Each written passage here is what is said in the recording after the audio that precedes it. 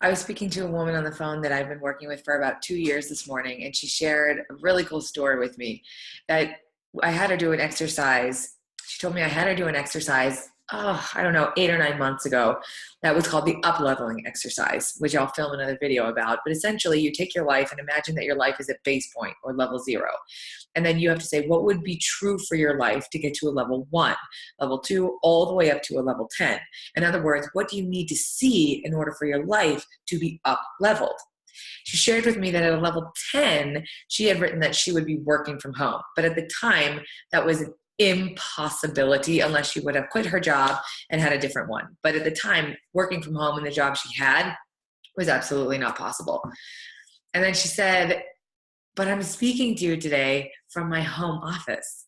And it just hit me when I pulled out my notebook and I saw that how did I even create that? I'm not even sure how I did it, but I can't believe it. I even told my dad I'm working from home, and he said, did you get a new job? Because it was so impossible at the time that I wrote it. And she said, as excited as I am, as cool as this is, I'm also feeling a little nervous because every time a big change happens, other things fall apart. And even though I'm excited, I just don't feel totally okay. And that's just it. We're not stabilized around feeling okay. We're stabilized around not being okay. We spend so much time thinking about what we want and the gap between where we are and having that thing that we feel the whole journey, uh, our whole being is around creating and conjuring up ways to get it. And in this way, we're all a little like the Joker. Do I really look like a guy with a plan? You know what I am? I'm a dog chasing cars. I wouldn't know what to do with one if I caught it. This desire and obsession to work toward our goals and to be ever focused on the future and achieving something, whether it's money or success or a new job or a new expression of your job, creates stress and anxiety. It makes us feel like we're on this ever longing quest to get something. And in this sense, we could all strive to be a little bit more like the Joker. You know, I just do things. So reaching the goal isn't the point. Because as soon as you get that goal, by human nature, you're already going to be thinking, whoa, how did I even do this? What's next? Or, wow, I didn't even know how powerful I was. What's next? I had an email from a client this morning who said she had just gone through this process to create her perfect dream house, and she couldn't believe how quickly it happened with a promotion at the same time, all stress-free. And she realized, I now realize I can have everything I want and create everything I want. What's next? And if we're always focused on the reaching of the goal, you're going to feel disappointed every time. If you're always focused on getting to that thing, it leaves you feeling stressed out, anxious, and depleted and unfulfilled, or even confused when you get there. So here again, we can take a lesson from the Joker. They're schemers. Schemers trying to control their little worlds. I'm not a schemer. I try to show the schemers how pathetic their attempts to control things really are.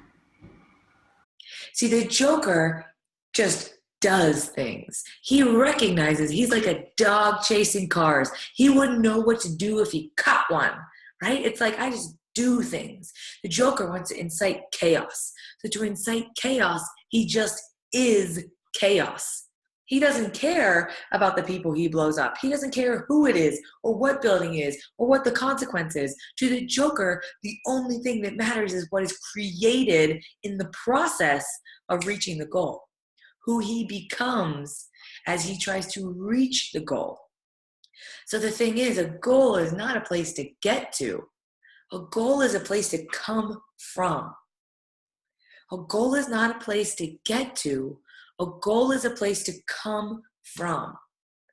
Because, like I said, once you get it, because we're all a little like the Joker, we don't know what to do with it When we get it, we immediately start looking for the next thing, because a goal is not about achieving or receiving or having, right? It's about who we become in the process of trying to reach that goal.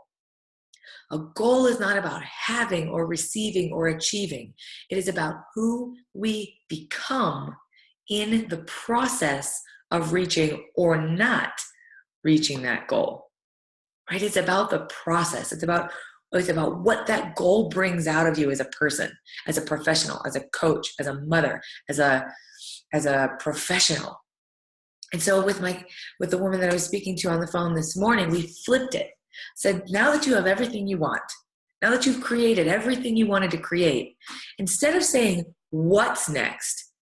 What if instead we said, who would you like to become next? Who do you want to be that's different than who you are being now? And then once you know that, we'll set a goal that will inevitably draw that out of you. That the pursuit of that goal will draw the coming into being of that person out of you.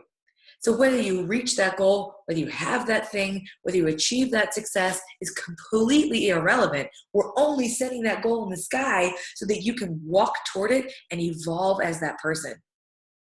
So in this sense, your goals are so important. They're so important. Our values are important because our values are what help us set our goals. They would help us frame it. So we set that goal, we frame it in the sky based on a representation of our values and who you want to be, so that as you work toward it, you become that person. By the time you get there, you're already the who you want to be. So the next goal you set also doesn't really matter if you reach it or not. But goals are necessary. Values are so important. They are the expressions of our desire to grow.